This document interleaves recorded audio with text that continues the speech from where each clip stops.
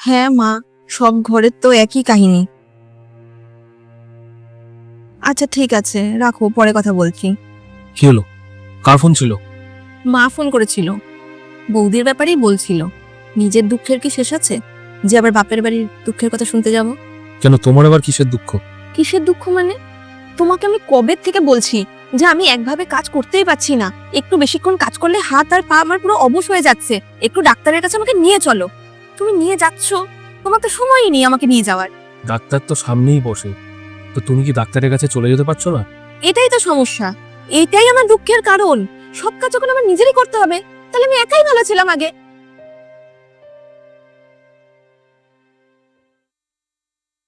আসলে কি জানো তো, আমার দুঃখ কষ্টগুলো তোমার চোখেই পড়ে না।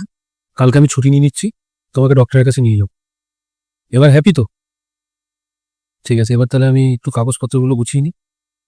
ঠিক আছে দাদা, আপনার খাবারটা রেডি হয়ে গেছে, এসে খেয়ে নেবেন, আসুন। আহ, রমা, বলছিলাম যে তোমার বোনের শরীর কেমন আছে এখন? আরে হ্যাঁ রমা, আমি তো জিজ্ঞেস করতেই ভুলে গেছিলাম, তোমার বোনের শরীর এখন ঠিক আছে তো? ওষুধ ঠিকঠাক মতন খাচ্ছ তো? না দিদি, ও আর নেই, মারা গেছে।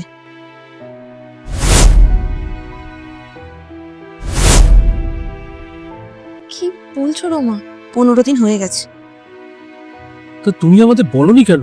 কি আর বলবো দাদা আপনাদের, একবার তো আমাদেরকে বলতে পারতে রমা, ওকে আরো বড় ভালো কোনো হসপিটালে আমরা চিকিৎসা করাতে পারতাম।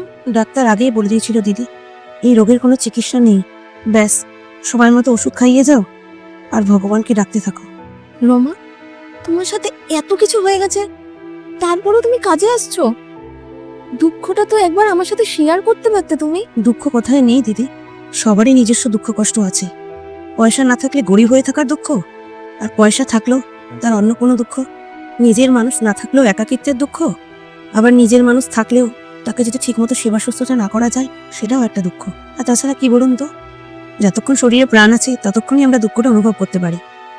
মরে যাওয়ার পরে এই শরীরটা তো আগুনের তাপটাকেও সহ্য করে নিতে পারে।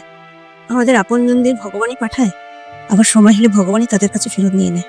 দিদি, দুঃখ নিয়ে যদি ঘরে বসে থাকি, তাহলে এই পেট কি করে চালাবো? কাজ তো করতেই হবে দিদি।